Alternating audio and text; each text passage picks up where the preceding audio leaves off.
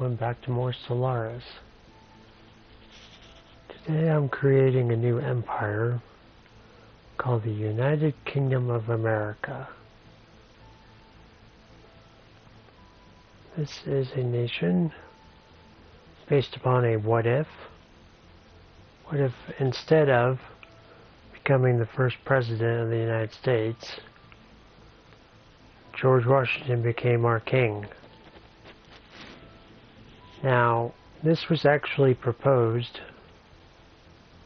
in actual history by a group of soldiers under his command.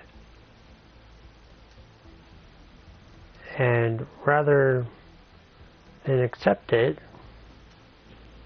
George Washington gave them a rather simple speech commenting on the value and respect he had for his troops.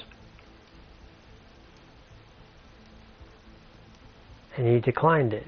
But what if the situation was so dire in America that the only way that the nation could be saved was if it became a monarchy?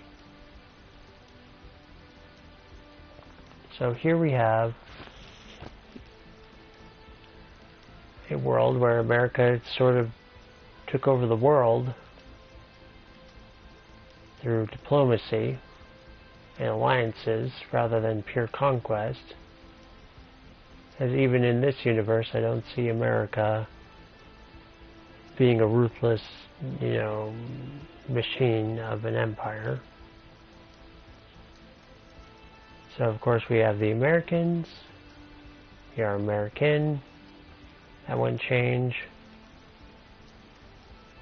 And the biography is what I said. What if George Washington was crowned King of America? What sort of world would follow? I'm using the United Nations of Earth as our namings.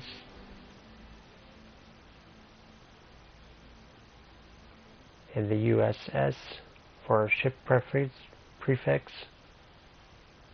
We are venerable and slow breeders. During this time in space history, let's just say that we have slowed down multiplying due to maybe disease or population control due to the overcrowding of our world. And our ruler is King Augustus Washington. I'm going to go and say here, since George Washington didn't have any natural children, that he adopted one into his family, making him part of his family, legal adoption. And then that son had children, and those children had children, so on and so on.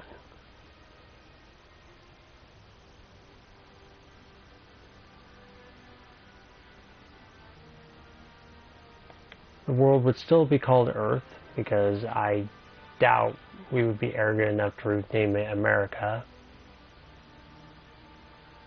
even in this history, in the Sol system. Go with the mammalian-style cities. And our origin is prosperous unification. So we start with additional 4 pops and with additional 2 districts, which is really good for us. I could go with Galactic's doorstep, but that only makes sense if aliens were directly involved. And I'm just going to say they weren't, so there's going to be no cheating with a gateway immediately in our system. You have to go find the gateways. Okay, in our government, we are imperial, of course. We have aristocratic elite with nobles, and we are free haven still, meaning we are a nation of immigrants. I'm going to say that didn't change either, because I can. We are militarist, authoritarian, and xenophile, meaning we love other aliens.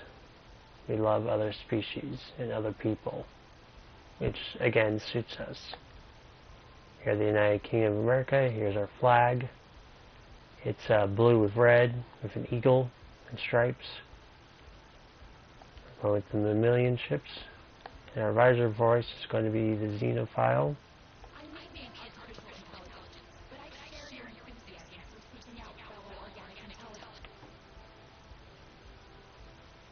And that is everything.